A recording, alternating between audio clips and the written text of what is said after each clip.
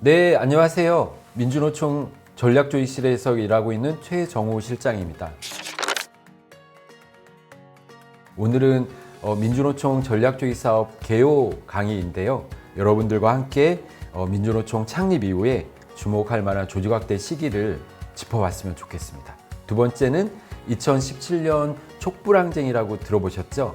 그 이후에 민주노총은 폭발적으로 조합원이 확대되는데 그 원인은 뭐고 지금의 민주노총은 어떻게 구성되어 있는지 살펴보도록 하겠습니다. 그리고 현재의 민주노총 전략조직 사업은 무엇을 하고 있는지, 그리고 산별노조, 지역본부는 어떤 일을 하고 있는지 되돌아봤으면 좋겠습니다. 그리고 마지막으로 이제 여러분들은 무엇을 어떻게 어떤 전략조직 사업을 해야 될지에 대해서 한번 나눠봤으면 좋겠습니다. 민주노총은 몇 년도에 창립을 했을까요? 여러분들이 아시는 것처럼 1995년도에 창립을 했습니다. 창립 당시의 조합원은 42만 명이었습니다. 지금 현재 2023년도의 조합원 수는 약 100만, 120만 조직으로 성장을 했습니다. 미조직 조직화는 창립 초기서부터 민주노조를 일구기 위한 민주노총의 중요한 노선이었습니다. 특히 외환위기 이후 비정규직이 급속도로 확대되고 그 전에는 정규직 고용에서 비정규직 고용으로 우리 사회가 변화하게 됩니다. 그때 민주노총은 전략조직화의 중요 노선으로 비정규직 조직화를 채택하게 됩니다. 산별노조 건설 그리고 노동자 정치 세력화와 함께 민주노총의 주요 노선으로 전략조직화 노선을 채택하게 됩니다. 처음부터 꾸준히 늘어나는 건 아니었습니다. 한국의 노동조합 조직률 추이를 보면 노동조합 노조의 주체적인 노력과 그리고 시기마다 기회가 오게 됩니다. 그것은 어떤 정치적인 이슈가 될 수도 있겠죠. 어떨 때는 폭발적으로 늘어났다가 어떨 때는 하락하기도 합니다. 이러한 과정에서 민주노총의 조합원 수는 매해 4.1%씩 증가했습니다. 지금도 별반 다르지 않는데요. 윤석열 정부의 그 탄압에도 불구하고 그리고 예전에 박근혜 정권이라든가 이럴 때 노동 유연화와 반노조 전략 그리고 보수 정권의 민주노총에 대한 공격을 뚫고 우리는 양적으로 성장한 성과를 이루어냈습니다. 민주노총 조합원 수 증가의 원인은 무엇일까요? 그리고 그 증가의 원인이 바로 전략조직화인지 한번 생각해 보셨으면 좋을 것 같고 정권의 영향 아니면 높아진 현장 일터의 권리의식 여러분들 한번 생각해 보셨으면 좋겠습니다. 우리가 민주노총 전략조직 20년 평가와 과제 연구 사업을 할 때 설문조사를 했었습니다. 그 설문조사 결과가 산별연맹의 지속적인 전략조직화의 결과는 64.7% 이렇게 응답을 해주셨고요. 그리고 미조직 담당자의 현실적인 활동의 결과 63.1%가 동의하셨습니다. 외적인 요인보다 그 내적인 요인이 더 강하다고 응답을 해주신 거고요. 외적인 요인으로는 자발적 노조 가입이 28.6%, 사회적 인식의 변화가 33.3%에 지나지 않았습니다. 조직 확대 조합원의 증가의 원인을 다시 한번 생각하면서 광장의 촛불이 일터의 촛불로 확대된 시기 폭발적인 민주노총의 조합원 증가가 있었는데요. 높아진 권리의식이 바로 노동조합을 통해서 집단적으로 요구하고 바꾸면서 일터의 민주주의를 만들어 나간 것입니다. 우리나라와 해외 조직률의 차이입니다. 우리나라의 노조 조직률은 완만히 늘어나고 있습니다. 그렇지만 전 세계의 노동조합 조직률이 이렇게 우리나라처럼 똑같이 늘어나는 건 아닙니다. 해외 노조 조직률은 PPT에 보시는 것처럼 그 하향세에 있습니다. 그리고 또 우리나라의 노조 가입률은 우리가 생각하는 것만큼 폭발적으로 늘어나지 않는데 사실은 취업자 수는 꾸준히 증가하거든요. 그리고 그 취업자 수의 노동조합이 더해져서 분모가 늘어나는 거죠. 그래서 여러분들이 생각하는 것처럼 우리 사회의 노조 조직률 너무 낮아, 너무 정체돼 있어 이렇게 보시는 것보다 자신감을 갖고 조직 확대 사업을 과감하게 사업하시는 게 도움이 되리라고 저는 생각을 합니다. 두 번째는 해외 조직률 양상인데요. PPT에 보시는 것처럼 스웨덴, 덴마크, 이탈리아, 영국, 북유럽 국가의 조직률은 보시는 것처럼 완만히 감소하고 있습니다. 우리나라는 어떻습니까? 지금 현재 상향 곡선으로 가고 있죠. 그리고 그 옆에 보시는 게 미국의 조직률입니다. 미국은 우리나라와 비슷한 조직률을 가지고 있는데 보시면 공공 부분이 월등히 높아요. 그리고 민간 부분은 너무 낮죠. 그래서 우리 사회도 민간 부분의 조직률이 낮은데 미국 사회를 한번 보셨으면 좋을 것 같고, 그 밑에는 여러분들이 들어보셨을 것 같은 SEI 노동조합의 조직률입니다. SEI는 민주노총과 함께 전략조직화를 주요 노선으로 하고 있거든요. 어떻습니까? 그래프가 계속 조직률이 올라가고 있죠. 세계의 많은 노총 중에서 유일하게, 그리고 몇몇 안 되는 노총 중에 하나입니다. 조직률이 상승하는. 그래서 해외의 조직률 추이를 한번 살펴봤습니다. 어떻습니까? 87년 노동자 대투쟁이라고 한번 들어보셨죠? 그리고 2000년대 중반에 교사와 공무원의 조직화가 이어집니다. 민주화 투쟁과 함께 노동자 대투쟁은 폭발적으로 전개가 됐습니다. 이 과정에서 전국적으로 노조 만드는 현상이 막 일어났는데요. 오늘날 민주노총의 뿌리라고 할 수 있습니다. 87년에 건설된 노조 수가 1306개에 이르다고 합니다. 한 달 사이에. 그리고 8월 평균에는 하루 22개의 노동조합이 생겨날 정도로 폭발적인 조직 확대 시기를 겪고 있습니다. 그때 조직률이 15%에서 22%로 급속도로 성장을 하게 된 87년 노동자 대투쟁입니다. 그리고 두 번째는 뭐냐면 그 정교조 공무원의 합법화라는 법 제도의 변화가 생기게 됩니다. 그때 정교조는 5천 명에서 5만 명으로 성장하고 공무원 노조도 15만 명 정도 조직화가 되었습니다. 그리고 민주노총 조합원도 60만 명에서 80만 명으로 성장하게 됩니다. 이후에 그 해직자를 받았다는 이유로 법의 노조가 돼서 집중적인 탄압을 받게 됩니다. 그러함에도 불구하고 정교조와 공무원 노조는 민주노총의 큰 기둥으로서 열심히 사업을 하고 계십니다. 2000년대 중반부터 2017년까지는 조직률 정체 시기가 옵니다. 노조 조직률은 지속적으로 하락하게 됩니다. 물론 산업 변화와 제조업이 쇠퇴되는 원인도 있긴 하지만 정부의 반노조 정책, 그리고 비정규직 등에 대한 노조 대응이 여러 요인으로 꼽힐 수 있습니다. 그런데 여러분 어떻습니까? 박근혜 정권 퇴진을 거치면서 민주노총의 지지율은 상당히 높아졌습니다. 일터의 권리의식이 높아지고 광장의 민주주의를 일터의 민주주의로 외치고 선전 홍보하면서 조직화 사업은 폭발적으로 성장하게 됩니다. 우리가 주목해야 될 시기를 좀 봤으면 좋겠는데요. 2017년 기점으로 최근까지 폭발적으로 조합원이 늘어나게 됩니다. 10년간 70만 명을 유지하다가 그 2017년 5년 동안 50만 명 가까이 늘어나게 됩니다. 민주노총은 1995년 창립 이후 처음으로 2019년도에 제1노총의 지위를 확보하고 촛불투쟁의 성과를 우리가 확인을 하게 됩니다. 노동조합의 조직화 노력은 전략적 고민이 바탕을 이루면서 법제도를 바꾸고, 그리고 캠페인이라든가 사회 여론을 우호적으로 갖고 오는 게 가장 중요한 사업이 되겠죠. 그럼 지금 민주노총이 제1의 요구로 하고 있는 노조법 2, 3조가 개정되고 일터에서 진짜 사장과 교섭할 수 있는 노조할 권리가 쟁취됐을 때 또 한 번의 노동조합 확대의 폭발적 시기가 오지 않을까? 그래서 가장 중요한 투쟁이라고 좀 말씀드릴 수 있을 것 같습니다. 2017년도에 그 민주노총 신규 조합원의 특징입니다. 첫 번째는 비정규직, 두 번째는 공공부문, 세 번째는 여성, 그리고 네 번째는 청년과 세대 민주주의 문제입니다. 이게 20만 명 조합원이 확대된 네 가지 키워드로 볼 수 있고요. 특히 일터의 민주주의와 청년은 지금까지 우리 민주노총에서 중심 사업으로 놓고 해결해 나가야 할 과제로 제시되고 있습니다. 비정규직 증가인데요. 2024년 올해를 보더라도 민주노총 조합원의 비정규직 조합원 비율은 30%가 넘습니다.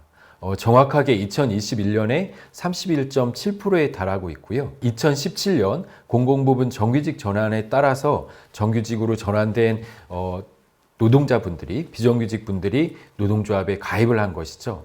우리 사회의 비정규직 비율은 얼마나 될까요? 재벌 그룹사, 특수고용 다 합쳐서 50%가 훨씬 넘을 것입니다. 우리 민주노총 비정규직 조직화에 부단히 함께 노력을 했으면 좋겠습니다. 비정규직 노동자와 함께 민주노총으로 함께하는 그런 사업을 우리 펼치는 것이 우리의 과제일 것이라고 저는 생각합니다. 공공부문 증가입니다. 2017년도서부터 조합원 10명 중 4명은 공공부문 조합원입니다. 2020년 20만 명 정도 조합원이 가입됐는데 상당수가 공공부문 조합원이라 이렇게 말씀을 드릴 수 있을 것 같습니다. 노조 조직률을 보았을 때 매년 그 노동부에서 노조 조직률을 발표합니다. 여러분이 아시는 것처럼 공공부문이 70%, 민간부문이 한 10% 정도 차지합니다. 거기에 공무원이 67.4%, 그리고 21.1%가 교원입니다. 그래서 공공부문이 한 70%, 민간부문이 10%를 차지하고 있어서 우리 사회에, 그리고 아까 미국도 말씀드렸는데 전 세계적으로 민간 부분의 조직률을 높이는 게 우리 노동조합의 과제일 수 있다. 다시 한번 말씀을 드리도록 하겠습니다. 여성 조합원의 증가입니다. 여성 조합원이 이렇게 우리 민주노총에 많았나? 이렇게 생각하실 텐데요. 2002년에는 21.1%밖에 되지 않았습니다. 20년이 지난 지금 2배인 41%가 민주노총에서 여성 조합원입니다. 여성 노동자들이 왜 이렇게 많이 가입을 했을까? 우리 주변을 보더라도 여성 노동자들은 고용이 불안합니다. 그리고 저임금 부분에 많이 종사를 하고 있고, 그렇기 때문에 열악한 노동 환경에 처해졌기 때문에 무엇이 필요할까요? 노동조합이 필요합니다. 우리가 적극적으로 손을 벌리고 다시 한번 여성 노동자분들이 가입할 수 있도록 우리 문을 활짝 열고 사업을 해야 된다라고 저는 생각하고 있습니다. 특히 여성 조직화를 위해서 직종 업종, 특성, 노동조합 문화 또한 집중적으로 고민해야 되는 우리 조직활동가의 과제가 있습니다. 이번에는 조직화를 위한 조직문화 혁신입니다. 직장 내 민주주의, 조직문화 혁신 이런 얘기 들어보셨죠? 신규 조합원 분들이 노동조합에 가입할 때 임금도 있고 노동조건 향상도 있긴 하지만 요즘의 키워드는 공정과 일터의 민주주의입니다. 예전 그 한림대 병원에서 노조 만든 거 기억나시죠? 그때 직장 갑질이 사회적 이슈화 되었습니다. 그리고 여러분들이 매일 한 번씩 들어가 보시는 네이버 노동조합 또한, 네이버 지회 또한 공정이라는 키워드를 내걸고 우리의 일터의, 그리고 나의 노동 조건을 집단적으로 노조를 통해서 민주적으로 결정하고 교섭하는 게 바로 우리의 직장 내 민주주의고 키워드입니다. 이번에는 조직화의 주요한 방향을 한번 봤으면 좋겠는데요. OECD 주요 국가들은 20년 동안 조직률이 하락하긴 하지만 여성 조합원 수는 증가하게 됩니다. 그리고 여성 조합원 증가와 함께 여성, 청년, 장애인, 은퇴자, LGBT 등 이 노동자 부분을 대표하고자 하는 노력 또한 진행하게 됩니다. 이 PPT는 최근에 그 노동조합 조직화의 그런 특성을 보여주는데요. 여러분들이 보듯이 이제 독일의 베르디, 그리고 영국의 이제 유니슨, 이런 부분을 보게 되면 노동조합이 합병을 통해서 그 노동조합 세를 좀 확대합니다. 그리고 서비스 부분만 아니라 서비스, 제조, 항만, 항공 등 부분을 가리지 않고 조직 확대 사업을 하는 게 전 세계적인 추이라고 볼 수 있습니다. 여러분, 우리 그 민주노총의 16개 가맹 조직도 공공과 민간을 넘나들면서 조직화하는 추세가 이어지고 있는데요. 이거는 저는 당분간 이런 추세가 좀 이어질 거라고 보고 산별구획 정리라든가 내지는 각 부분에서의 조직률이 향상되면서 자연스럽게 민주노총 내에 이런 조직 질서와 체계가 잡히지 않을까 이렇게 보고 있습니다. 다시 한번 강조하지만 전 세계적으로 일반 노조를 통한, 그리고 각 부분을 가리지 않고 조직 확대 사업을 열심히 진행하는 게 추세이다, 이렇게 말씀드릴 수 있을 것 같습니다. 민주노총은 2003년부터 전략 조직화 사업을 진행하게 됩니다. 민주노총이 비정규직을 대표하지 않는 것처럼 말하지만 그 평가는 올바르지 않습니다. 민주노총은 실질적으로 비정규직을 조직하기 위한 많은 노력을 했습니다. 여러분들이 오늘 교육 받으시는 것도 전략 조직화에 대한 교육인데요. 보면 민주노총은 건설, 유통, 공공, 비정규직을 조직하기 위해서 1기부터 3기까지 정기대의원대에서 전략 조직화 사업을 결정하고 인적 자원과 물적 자원을 집중해서 사업을 해오게 됩니다. PPT에 보시는 것처럼 1기, 2기, 3기의 전략 조직화 사업의 주요 키워드가 나와 있습니다. 한번 보시면 좋을 것 같고요. 네, 여러분 1기 전략 조직 사업입니다. 민주노총은 2003년도 조직 확대 사업에 전략의 개념을 도입하고 첫 전략 조직 사업을 전개하게 됩니다. 1기 전략 조직화의 핵심은 조직가를 양성하고 조직화 대상에 그 전략 조직 활동가를 배치하는 것이었습니다. 그 대상은 건설, 일용, 유통 서비스, 특수고용 노동자였습니다. 50억 기금 모금과 함께 민주노총의 첫 전략 조직 사업이 시작된 겁니다. 2기 전략 조직 사업입니다. 2기는 들어보셨죠? 선택과 집중. 우리가 조직해야 될 대상이 상당히 많습니다. 그걸 다 할 수 없다. 그래서 민주노총은 선택과 집중을 통해서 전략 조직 사업을 하는 겁니다. 서울 디지털 산업단지. 그 당시는 구로공단이었는데요. 서울 남부의 지역공단 조직화. 그리고 인천공항입니다. 지금은 이 터미널까지 건설이 됐지만 처음에 비정규직이 상당히 많이 일하고 있는 인천공항의 제1터미널을 조직화하는 것이 바로 2기 전략조직 사업의 핵심이었습니다. 3기 전략조직화 사업입니다. 3기는 키워드로 딱 뽑을 때 200억입니다. 200억이면 액수가 적지 않죠? 민주노총은 200억 기금을 모금해서 5대 부분의 전략조직 사업을 진행하려고 계획을 했었습니다. 그렇지만 200억은 사실 실패했거든요. 200억을 모금하지 못했습니다.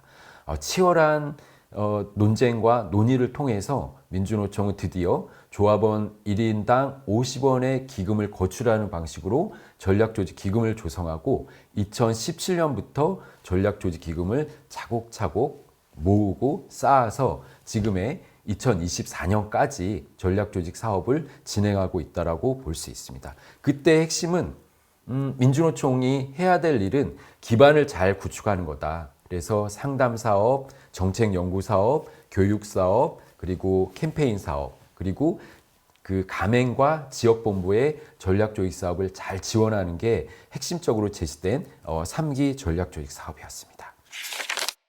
현재 민주노총의 전략조직 사업입니다. 여러분 여기 보시는 것처럼 그 기반 구축, 그리고 지역본부와 가맹조직의 전략조직 사업을 지원하는 것, 그리고 선전홍보 캠페인, 다양한 사업들을 진행하고 있습니다. 민주노총은 어떤 사업을 할까요? 여러분들과 지금 함께 진행하고 있는 조직가 학교를 하고 있습니다. 교재에 보시는 것처럼 이 조직가 학교를 2018년도부터 지금까지 진행하고 있고 여러분들의 조직화 사업에 대한 상상력과 튼튼한 조직화 계획을 세우기 위한 사업들을 진행하고 있습니다. 두 번째는 상담 사업입니다. 1577-260이라고 들어보셨죠? 전국 어디서나 1577-260을 걸면 바로 가까운 기직으로 연결돼서 상담을 하게 됩니다. 한 해 평균 한 4,000건의 상담을 받고 있고요. 200여 명의 상담을 받는 우리 활동가들이 함께하고 있습니다. 세 번째는 권리찾기 수첩입니다. 올해는 몇 부 정도 찍었을까요? 22만 5천 건 정도 찍었습니다. 2017년부터 꾸준하게 발행해온 권리찾기 수첩은 미조직 노동자분이 우리 총연맹으로 전화를 해서 이 권리찾기 수첩이 언제 나오는지 물어보고 꼭 좀 붙여줬으면 좋겠다 이렇게 하면서 입소문을 타고 많이 기다리는 상태에 있다 이렇게 보시면 될 것 같고요. 지금까지 한 7년 정도 발행을 했으니까 약 150만 건 정도가 전국 방방곡곡에 뿌려지고 있다 이렇게 보시면 될 것 같습니다. 그리고 여기 보시는 것처럼 16개 지역본부가 전략조직 사업을 하고 있는 모습입니다. 이 사진은 부산본부에서 진행하고 있는 커피차 사업이고요. 지역본부가 많은 사업을 계획하고 있습니다. 공단 노동자 조직화, 경비 노동자, 플랫폼 노동자, 돌봄 노동자까지. 그리고 지역본부의 전략조직 사업을 차곡차곡 안정적으로 진행할 수 있도록 많은 사업들을 전개하고 있습니다. 두 번째는 전략조직화 연구사업인데요. 올해 또한 작은 사업장 노동자와 이주 노동자 조직화 방안 연구를 진행할 예정에 있습니다. 그 옆에는 캠페인 사업인데요. 요거는 이제 MBC 앞에서 커피차를 놓고 캠페인하는 모습입니다. 이때 많은 분들이 최저임금 대폭 인상에 서명을 해주셨고, 그리고 작은 사업자 노동자의 권리 보장을 위해서 함께 해주신 건데요. 전국 방방곡곡에서 이 캠페인 사업을 진행하고 있다, 이렇게 보시면 될 것 같습니다. 작은 사업장 노동자 권리 보장 사업입니다. 5인 미만 노동자 근로기준법 적용 안 되는 조항이 너무 많죠. 11조 개정 반드시 이루어야 되고, 작은 사업장 노동자의 권리 보장 사업은 총연맹이 반드시 해야 될 사업입니다. 그리고 이주 노동자 사업입니다. 이주 노동자는 우리 민주노총에 4,500명 정도의 조합원이 계십니다. 건설에 가장 많은 조합원이 계시고, 이주 노조에 한 600에서 700명 정도 계신다고 하는데 더 늘어나야 되겠죠. 이주 노동자는 우리의 선택이 아니라 필수입니다. 저출생 고령화가 진행되면서 이주 노동자 없이는 우리의 산업 부분이 돌아가지 않는다는 얘기가 있듯이 우리의 향후의 과제이고 주요한 전략조직화 사업으로 조직화가 이루어져야 될 대상이기도 합니다. 마지막으로는 전략조직화 협력 사업인데요. 여러분들 다 들어보셨듯이 콜센터 노동자, 돌봄 노동자, 그리고 기획조직화 사업으로 가맹과 지역본부가 사업을 하는 것을 총연맹에 지원하고 협력할 예정에 있습니다. 네, 이번에는 산별노조의 전략조직화 현황입니다. 보시다시피 엄청나게 많은 사업들을 하고 계시죠. 공공은 전략조직팀, 금속은 미조직위원회와 전략조직실을 설치하여 사업을 하고 계십니다. 언론은 미디어 공제회, 미디어 비정규직 연대 지부, 보건은 공공요양병원, 그리고 간접고용 비정규직 조직화 사업, 작은 병원 조직화 사업을 기획하고 계십니다. 사무는 콜센터 특수고용, 그리고 그 비정규 노동자 조직화에 집중을 하고 계시고요. 서비스는 6개 소산별과 전략조직팀에 의해서 사업을 하고 계십니다. 네, 이렇게 산별 노조의 주요한 그 전략조직 사업도 한번 여러분들이 보셔야 되지 않을까 저는 생각하고 있습니다. 다음은 지역본부 전략조직화 사업입니다. 이 부분은 교재를 한번 봐주셨으면 좋을 것 같고요. PPT는 그 16개 지역본부가 어떤 사업을 하는지 이렇게 좀 한번 도표로 나눠봤는데 잘 안 보이시죠? 깨알같이. 그래서 많은 사업들을 진행하고 있고, 작은 사업장 노동자, 그리고 2023년에 진행했던 모든 노동자의 휴게시설 설치 사업, 이렇게 공동사업 중심으로 추진을 하면서 지역본부 나름의 전략조직 사업을 계획하시고 사업을 진행하고 계십니다. 이제 민주노총은, 그리고 여러분들은 어떤 전략조직 사업을 해야 되는지, 무엇을 어떻게 할 것인지를 한번 살펴봤으면 좋겠습니다. 여기에 나온 것처럼 우리 사회의 조직률입니다. 바로 퍼센테이지가 가리키고 있죠. 우리의 조직화 과제입니다. 어느 부분에 집중해야 될까요? 바로 작은 사업장 노동자 조직화에 우리는 집중해야 됩니다. 작은 사업장 조직화에 이어서 민간 부분 조직화입니다. 공공 부분에 비해서 힘들고, 그리고 고용도 불안정하기 때문에 민간 부분 조직화에 집중해야 된다는 게 우리의 민주노총의 과제입니다. 또한 지역 업종 조직화 모델을 창출하고, 여러분들도 다 들어보셨던 플랫폼 산업에 종사하는 노동자, 돌봄 노동자 조직화도 우리의 과제로 새롭게 등장하고 있습니다. 5인 미만 사업장 노동자 열악한 거 여러분들 다 아시리라 생각이 듭니다. 5인 미만 사업장 통계를 보면 여성, 고령 노동자의 비중이 상당히 높습니다. 그리고 노동시간도 짧고 근로조건, 노동조건 매우 열악합니다. 여성 노동자, 고령 노동자, 초단시간 노동자, 장시간 노동자, 우리가 조직해야 될 주요 대상이고, 어떻게 조직할지 여러분들과 함께 의논해 보았으면 좋겠습니다. 두 번째는 이주 노동자입니다. 이주 노동자는 우리 사회에서 120만 명 정도 일하고 계신다고 합니다. 그런데 우리 민주노총 조합원 수는 4,200명밖에 안 돼요. 제조업에서 농어업으로, 그리고 조선업에서 전 산업으로 확장되고 있는데, 이주 노동자는 우리의 동료입니다. 동료로 받아들이고 권리 보장을 위해서 함께 투쟁해야 되는 것이 우리의 과제입니다. 다들 들어보셨죠? 산업 전환 그리고 기술 발전은 급속도로 발전하고 있습니다. 노동의 디지털화라고 들어보셨을 텐데요. 우리 사회는 전 세계 가장 빠르게 그 초고령화 사회로 진입하고 있습니다. 2025년에 65세 인구가 1,000만 명을 넘을 것으로 보여지고 있습니다. 2040년은 인구 3명 중에 1명이 65세 이상 고령층으로 급속한 변화를 맞이할 것입니다. 보시다시피 사업장으로 조직할 수 없는 노동자, 그리고 노동권 사각지대 노동자, 플랫폼, 그리고 프리랜서 노동자를 조직하는 게 지금 현재 우리 사회에 대두되고 있는 조직화의 방향입니다. 산업이 변화하고 있기 때문이겠죠.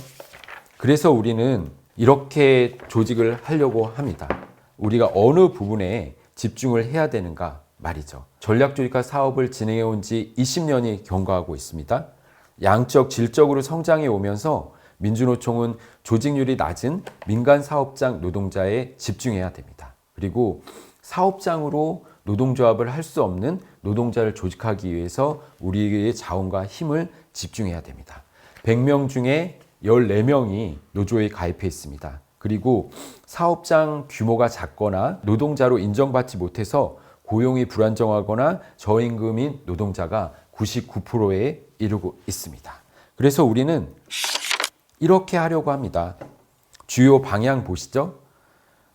크게 교섭 사각지대에 있는 노동자 조직화를 하겠다. 그리고 그 사례를 확장하겠다라는 겁니다. 우리는 전략조직화 교육을 받으면서 전략조직화 사업은 구체적이어야 된다. 그리고 측정 가능해야 된다. 성취할 수 있어야 된다. 현실적이고 기한이 정해져 있는 전략조직 사업을 전개하자고 했습니다. 그러면 우리는 이제 뭔가 보여줘야 될 시기가 왔다라고 생각을 합니다. 사업장으로 조직할 수 없는 노동자, 교섭 사각지대에 있는 노동자에 대한 조직화 모델을 창출하고 사례를 확장해서 되는 모습을 한번 보여줍시다. 이게 바로 우리의 가장 중요한 사업의 1순위라고 저는 얘기하고 싶습니다. 자, 그러면 여기 있는 것처럼 이러한 경로로 우리는 가려고 합니다. 지금 2024년이거든요. 조직화 모델을 설정하려고 합니다. 그 모델은 2곳 정도 설정을 할 거고요. 지금 현재 전략특위 내에서 서울 디지털 산업단지와 이주 노동자가 밀집해 있는 안산 지역을 조직화 시범 사업으로 대상을 설정해서 이러한 경로로 가려고 합니다. 멀고 힘들긴 하지만 반드시 조직화의 모범적 모델을 만들고 교섭할 수 있다는 거 보여주고 그 속에서 질과 양적으로 성장하는 모델을 창출해서 지역으로 확산되는 효과를 누리려고 하고 있습니다. 여러분들 이제 그렇게 하기 위해서 무엇이 필요할까요?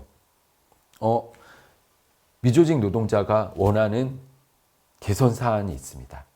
법도 중요하고요. 그리고 내가 일할 때 연차휴가 마음대로 못 쓰고 휴게실도 창고로 활용되고 있고 일터 괴롭힘을 당했을 때 5인 미만은 괴롭힘을 호소할 때도 없습니다. 이런 것들이 바로 조직화의 의제가 되겠죠. 동그라미 1번. 그리고 두 번째는 조직화가 됐어요. 조직화가 됐는데 나 가입하고 싶다. 그렇게 하더라도 가입할 수 있는 틀과 그릇이 없으면 죄송합니다. 작은 사업장 개별 가입은 가입을 할 수 없어요. 그러니 법적인 구제만 저희가 상담해 드리겠습니다. 이렇게 되어서는 안 되겠죠. 그래서 우리는 조직화를 할 수 있는 체계와 틀을 좀 시범적으로 만들어 나갈 예정에 있습니다. 그리고 여러분들도 함께 고민해 주셨으면 좋겠습니다. 조직화가 돼서 우리 조합원으로 가입된 분들이 있습니다. 이분들이 이제 교섭을 해야 되겠죠. 이 교섭은 사업장별 교섭이 아니라 여러분들이 들어보셨던 초기업 교섭, 그리고 지역 교섭, 그리고 지역 교섭을 통한 협약으로 이어져야 됩니다. 이것이 처음에는 힘들긴 하겠지만 그 초석을 좀 마련해 나가는 것, 그리고 여러분들의 지혜, 그리고 민주노총의 힘과 영역을 투자해서 반드시 모범적인 모델을 만들어 나가자. 이게 이후의 방향입니다. 여러분들 민주노총이 언제부터 전략 조직 사업을 했는지, 그리고 무엇을 했는지 여러분들 잘 들으셨습니까? 많은 사업을 해온 거 맞죠? 모든 노동자의 민주노총으로 가는 길 바로 여러분들이 있습니다. 오늘 교육을 통해서 튼튼한 조직화 계획 세우시고 그 계획을 현장에서 지역에서 실천하면서 우리 한변 200만 민주노총 함께 만들어 갔으면 좋겠습니다. 감사합니다.